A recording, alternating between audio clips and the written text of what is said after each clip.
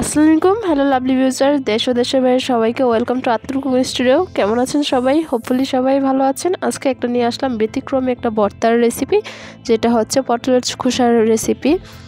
So first time পটলের খোসাগুলো খুব ভালোভাবে কেটে নিয়ে ধুয়ে তারপরে সিদ্ধ করতে দিয়েছি, সেটা আর দেখানো হয়নি। অবশ্যই যখন পটলের ভর্তাটা করবেন খোসাগুলো একটু মোটা করে কেটে নেবেন, যাতে করে কিছুটা অংশ থেকে যায় পটলের।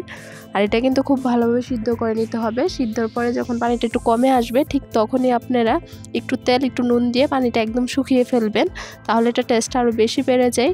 তারপর আমি নিয়ে নিচ্ছি হাফ বয়েল কিছুটা পেঁয়াজ ভাজা, আর কিছু দিয়ে দিচ্ছি পেঁয়াজ বেরেস্তা, আর দিয়ে দিচ্ছি শুকনা মরিচ আর পর্যাপ্ত পরিমাণ নুন।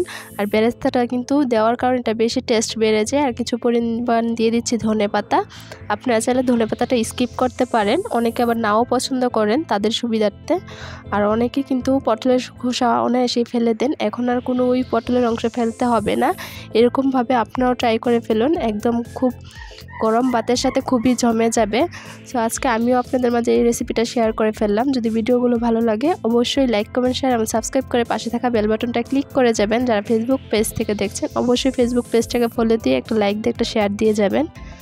এই পর্যায়ে আমি দিয়ে নিচ্ছি 1.5 চামচের মতো সরিষার তেল।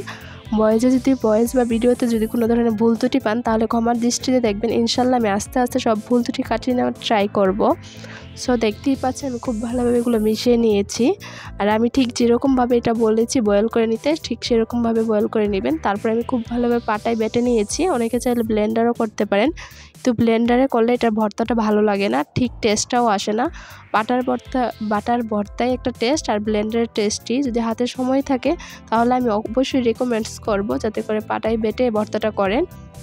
এখন আমি খুব মিশিয়ে নিচ্ছি। এই ভর্তাটা কিন্তু করতে সময়ও লাগে না, জাস্ট 10 থেকে 15 মিনিটেই তৈরি হয়ে যাবে।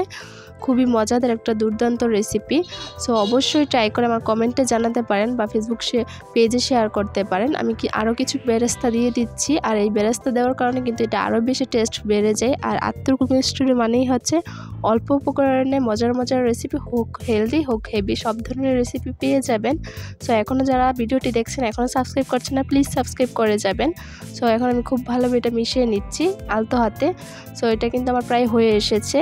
হয়ে আসার পর গরম ভাত দিয়ে এটা খেয়ে দেখবেন কতটুকু টেস্টফুল হয়ে থাকে। ইনশাল্লাহ আশা করছি আমার রেসিপি ফলো করে আপনারা ট্রাই করলে নিরাশ হবেন না। সো আজকে এতটুকুই বিদায় নিচ্ছি। সবাই আমার ফ্যামিলির জন্য দোয়া করবেন, আমিও আপনাদের ফ্যামিলির জন্য দোয়া করি। আসসালামু আলাইকুম, আল্লাহ হাফিজ।